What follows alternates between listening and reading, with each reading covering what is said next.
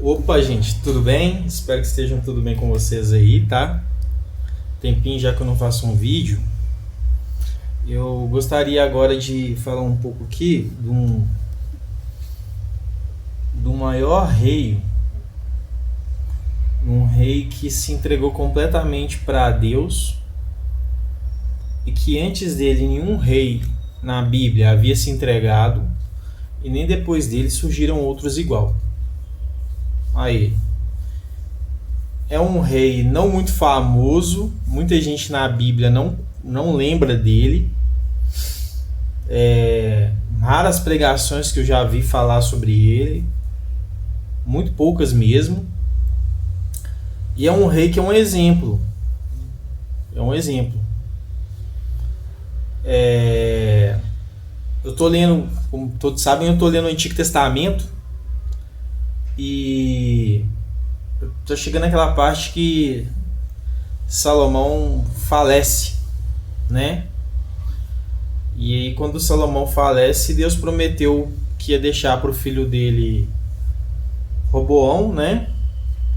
Ia deixar Reoboão, quer dizer, ia deixar para o filho dele Reoboão uma tribo, né? Uma parte, o reino do sul, e o resto ele ia dividir, né, entre as outras tribos, as tribos do norte, né? Bom, dessa linhagem aí de Salomão, Reoboão, surgiu um rei muito bom, né? Teve o rei Ezequias, que foi um bom rei.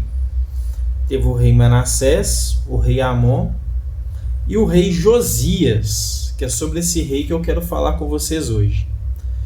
O rei Josias foi um rei muito bom também, e ele teve que assumir o reinado com apenas 8 anos de idade. É o rei mais jovem da Bíblia. Ele teve que assumir o reinado com apenas 8 anos de idade. Aí você pode pensar assim: poxa, Fabrício, já que ele assumiu o reinado com apenas 8 anos de idade, como é que ele fazia para reinar? É uma criança, né? A história dele vocês vão poder encontrar lá em 2 Reis 22, 23 e também em 2 Crônicas 34, 35. Tá? Bom, Josias ele reinou e ele teve ajuda no começo, lógico, né? A Bíblia não é explícita quanto a isso, mas sim, teve ajuda, né? Só se a gente pegando um contexto, né? Qual que era o contexto da época, né? Depois de Salomão, o reino se dividiu em dois, né? Israel ficou com o reino do norte, que eram 10 tribos, e a capital era Samaria. Todos os reis foram maus, tá? E em 722 a.C. foram destruídos. O reino do sul foi governado, Judá, né? Judá ficou com os reinos do sul, a tribo de Judá, né? Que é 2 tribos, é Judá e Benjamim. E a capital dos reinos do sul era Jerusalém. E foi no sul, né, que Josias nasceu e governou. Então o reino do sul, né, que é Judá, passou para o Salomão, morreu, Rehoboão assumiu, né? Depois veio Ezequias, que foi um bom rei também. Depois veio Manassés, que não foi um bom rei.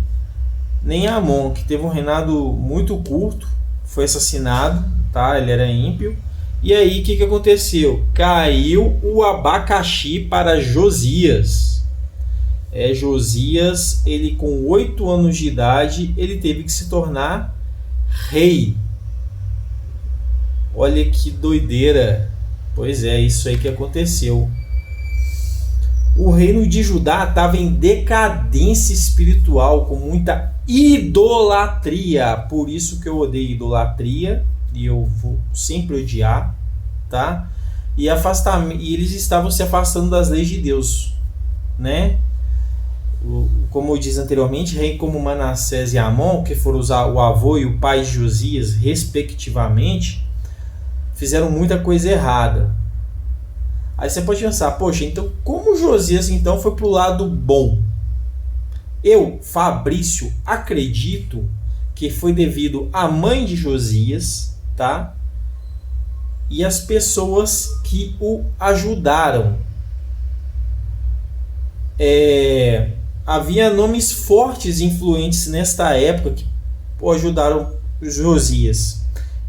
Ilquias, que era o sumo sacerdote, que foi quem achou o livro da lei, a Torá, ou muitos acreditam que achou foi o livro de Deuteronômio, tá?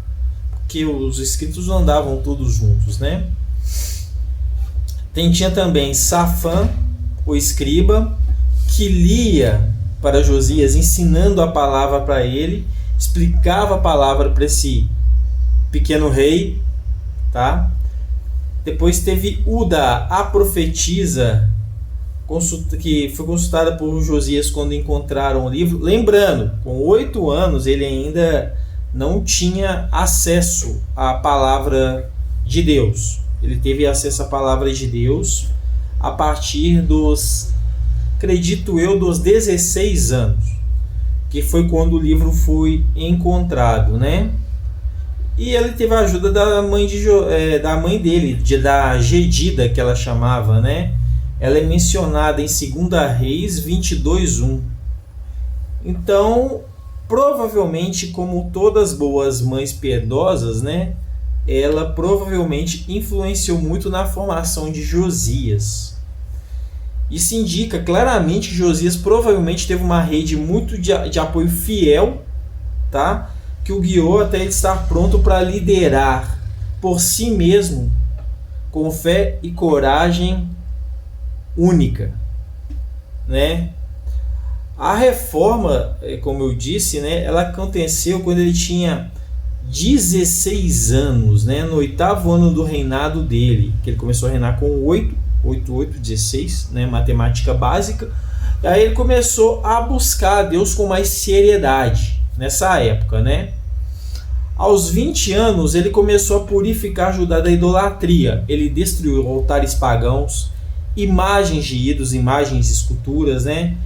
E até sacerdotes que promoviam cultos falsos, falsas religiões, falsas doutrinas, né?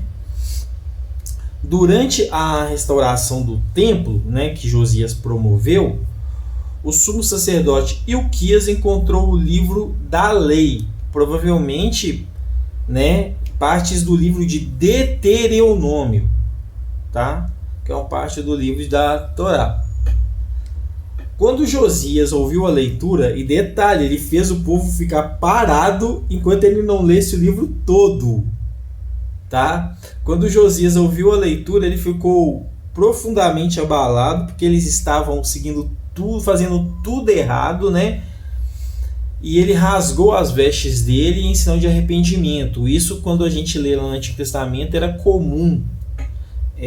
Quando acontecia alguma coisa e um servo do Senhor se arrependia, ele rasgava as vestes e prostrava o rosto em terra. Davi fez isso, Salomão fez isso, né? Os reis mais famosos aí, né? Aí ele rasgou as vestes em sinal de arrependimento. Nós vemos aqui, ó, 2 Reis 22:8-11. Então disse o sumo sacerdote Ilquias ao escrivão Safã: achei o livro da lei na casa do Senhor. Ouvindo isso, o rei Josias, né? Ouvindo isso, ouvindo o rei as palavras do livro da lei, ele rasgou suas vestes, né? E provavelmente prostrou o rosto em terra. Aí temos aqui a 2 Reis 22:18-19. Quanto ao rei de Judá, visto que o teu coração se enterneceu e te humilhastes perante o Senhor, eu, na verdade, te ouvirei, ó Senhor. Amém, né? Beleza. Aí Josias, ele fez uma renovação de aliança com Deus. Ele estava purificando Israel. Amém? Então vamos lá. Tem aqui também 2 Reis 23:4-5. 24, que está escrito assim, ó: mandou o rei Ilquias mandou o rei, não, Josias, que é o rei, tá? E o Quias, ele é sacerdote. Mandou o rei mandou Ilquias, tá? Tirar do templo do Senhor todos os utensílios feitos para Baal. Também expulsou os adivinhos, os feiticeiros, os ídolos do lar e todas as abominações que se viam. Josias reuniu todo o povo e leu o livro da lei em voz alta, para que todos pudessem ouvir o livro da lei. Fez aliança com o Senhor, comprometendo-se a obedecer os mandamentos de Deus. Promoveu uma Páscoa, uma festa de Páscoa, uma festança que foi celebrada com tanto fervor que diz que não havia sido comemorada festa assim desde lá dos tempos do livro de Juízes, que eu já li, né? Mas quem leu tá antes do livro de Reis, tá? Tá lá em 2 Reis 23, 21, 23. Ordenou o rei todo o povo: celebrai a Páscoa ao Senhor, vosso Deus, como está escrito. Nunca se celebrou tal Páscoa como essa, ou seja, foi uma festança. Mas Josias fez uma besteira. Quem nunca, né? Vamos lá, em 2 Crônicas 35, 20 e 24, mostra que uma coisa muito triste, a morte de Josias. Foi um rei que morreu jovem. Ele morreu jovem por quê? Porque ele não discerniu quando o faraó Neco avisou que o faraó Neco estava em uma missão dada por Deus e Josias tentou intervir. Vamos lá, 2 Crônicas 35, 20 e 24. Depois de tudo isso, tendo Josias restaurado o templo, subiu Neco, o rei do Egito, ou seja, o faraó, para guerrear em Carquemes, junto ao Eufrates, junto ao rio Eufrates. E Josias saiu contra ele. Por que Josias saiu contra Neco? Há umas teorias. Vou te explicar, tá? Mas vamos continuar aqui. Neco lhe mandou mensageiros dizendo: que tenho contigo, rei de Judá? Não venho contra ti hoje, mas contra a casa que me faz guerra. E Deus, olha, o faraó falou, e Deus me mandou apressar-me. Deixa de resistir a Deus. O faraó em momento nenhum falou Deus egípcio, a Deus, tá? Que está comigo, para que ele não te destrua. Josias, porém, não se retirou dele. Josias disfarçou-se de soldado, tá? Para pelejar contra ele e não deu ouvidos às palavras de Neco, porque vinham da boca de Deus. A Bíblia fala, as palavras de Neco vinham da boca de Deus. Deus, vez ou outra, usava pessoas que não eram do meio dos judeus para cumprir a palavra, né? Ele estava usando o faraó Neco, tá? Josias, porém, não se retirou, quer dizer, continuou, né? Disfarçou-se de soldado para se pelejar, não ouviu as palavras de Neco que vinham da boca de Deus e veio a pelejar no vale de Megido. Os flecheiros atiraram contra o rei Josias. Josias foi flechado, né? E o rei disse aos seus servos: tirem-me daqui porque eu estou gravemente ferido. Lógico, né? Entrou numa guerra que não era para entrar, né? Mesmo Neco avisando, ó, foi Deus que mandou eu passar por aqui. Que tenho contra ti? Não havia motivo para Josias estar. Josias entrou numa guerra que ele não deveria ter entrado. Muitas vezes a gente entra em situações que a gente não é para entrar, tá? Fica de lição aí. E Josias pagou com a vida. Seus servos o tiraram do carro, né? Aqueles carros lá da época, né? Com cavalos, né? Colocaram-no no segundo carro que tinha e levaram para Jerusalém. Josias morreu e foi sepultado nos túmulos de seu pai. Todo Judá e Jerusalém prantearam Josias. Por que prantearam muito? Porque era um rei bom, justo, coeso de acordo com as leis de Deus, tá? Josias teve filhos? Teve, tá? Mas só fizeram besteira aqui. Josias deixou um legado bom. Josias foi o último rei bom de Judá. Depois disso, só ladeira abaixo, até o povo ser levado cativo para a Babilônia. Está lá em 2 Reis 23, 25. Antes dele não houve rei que se convertesse ao Senhor com todo o seu coração, com toda a sua alma e com todas as suas forças. Nem depois dele se levantou outro igual. Amém? E foi isso que aconteceu. Aí Josias teve filhos. O que aconteceu com os filhos de Josias? Assumiram o trono? Sim, assumiram o trono. Josias teve 4 filhos. 3 deles tiveram papel direto no trono após a sua morte. Infelizmente, nenhum foi justo, nenhum seguiu o exemplo do pai, né? Filhos rebeldes, né? Vamos por assim dizer. Teve Joacás, também chamado Salum, né? Que era o caçula, foi escolhido pelo povo de Judá para reinar. Reinou apenas 3 meses, 609 a.C. Ele era ímpio, né? Não seguia a Deus, né?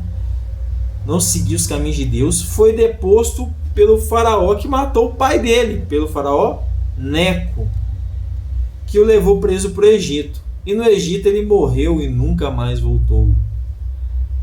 Está lá em 2 Reis 23, 32. Fez o que era mal perante o Senhor. Aí beleza. Aí o que aconteceu? Veio Jeoaquim, chamado também de Eliaquim, que foi o outro filho de Josias. Que esse não foi escolhido pelo povo. Ele foi colocado no trono pelo faraó Neco, após Jeoacás, né?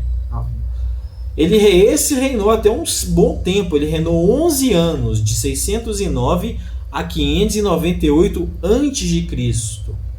Ele foi submisso primeiro ao Egito, já que ele foi colocado por Neco lá.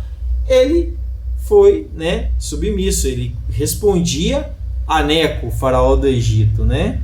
E depois ele teve que ser submisso à Babilônia.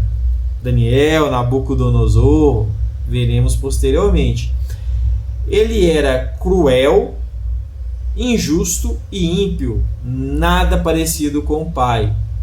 Aí o profeta Jeremias ainda o tentou repreender diversas vezes, mas ele rasou os rolos da profecia e desprezou a palavra de Deus. Aí vai lá, 2 Reis 23, 37. Fez o que era mal perante o Senhor. Depois teve outro filho, esse chamado Joaquim. Joaquim, filho de Jeoaquim. Ele não era filho, ele era neto de Josias. Perdão, eu errei aqui. Joaquim era filho de Jeoaquim, era neto de Josias.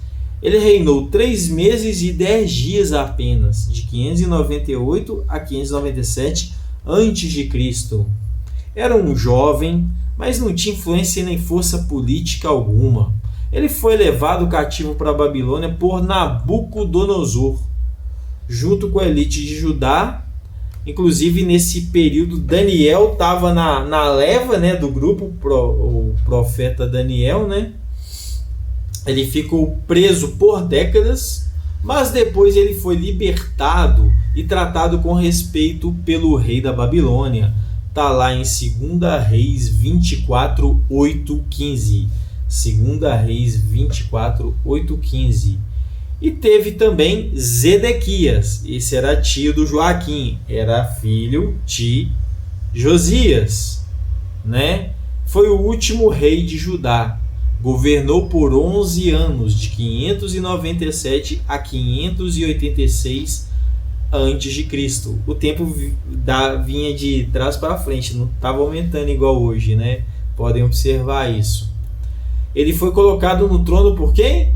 Nabucodonosor, e colocou ele lá como um rei vassalo, um rei submisso a Nabucodonosor. se rebelou contra a Babilônia, né? Não ia dar bom mesmo não, mesmo tendo sido avisado pelo profeta Jeremias para não resistir à Babilônia. O resultado foi que Jerusalém foi sitiada, o templo foi destruído e o povo foi exilado. Ele tentou fugir, mas foi capturado. Viu seus filhos serem mortos. Nossa, é trágico. Imagina você ver seu filho sendo morto, né? E depois foi cego e levado cativo. Está lá em 2 Reis 25, 1-7. Ou seja, meus amigos, meus irmãos em Cristo, nenhum filho ou neto de Josias o seguiu no exemplo espiritual. A justiça de Josias não foi suficiente para frear o juízo sobre Judá. O próprio Deus tinha avisado isso através dos profetas, né? Ô Senhor Jesus, tende misericórdia, tende misericórdia. Aí a partir daí começa o quê? Qual que foi a consequência disso aí após o rei Josias, que foi o último rei bom de Judá, né? E depois os netos e os filhos só fizeram bobagem, né? O que aconteceu? Olha, em 605 a.C., no primeiro cativeiro, tiveram o cativeiro da Babilônia, né? E ali, esse cativeiro ele durou cerca de 70 anos. O fim definitivo veio somente, olha, começou em 605 a.C. e foi até 586 a.C. O fim definitivo veio com a destruição de Jerusalém e do templo. Tá? Acabou, né? Aí por que aconteceu? Por causa da idolatria constante a falsos deuses. Pedra não te defende, gente. Barro não te defende. Quebra de aliança com Deus. Pararam de seguir o Senhor Yahvé. Tá? Teve muita injustiça social, corrupção, feitiçaria. Alguma semelhança com o nosso país aí, mera coincidência. Amém? Deus havia alertado através dos profetas Moisés, Isaías, Jeremias, Ezequiel, vários outros profetas. Vemos lá em 2 Crônicas 36, 15 e 16. O Senhor enviou-lhes os seus mensageiros, mas zombaram dos mensageiros de Deus, até que subiu a ira do Senhor contra o seu povo e não houve remédio. Amém? Ou seja, eles foram todos levados para a Babilônia. Sabe onde é a Babilônia? Atual Iraque. Lá mesmo, onde tinha o nosso famosíssimo Saddam Hussein. Algumas dessas pessoas que foram levadas viraram servos, escravos, exilados, profetas em terra estrangeira. Como Daniel e Ezequiel viraram profetas, né? Por que Deus permitiu isso? Meu Deus, por que o Senhor permitiu isso?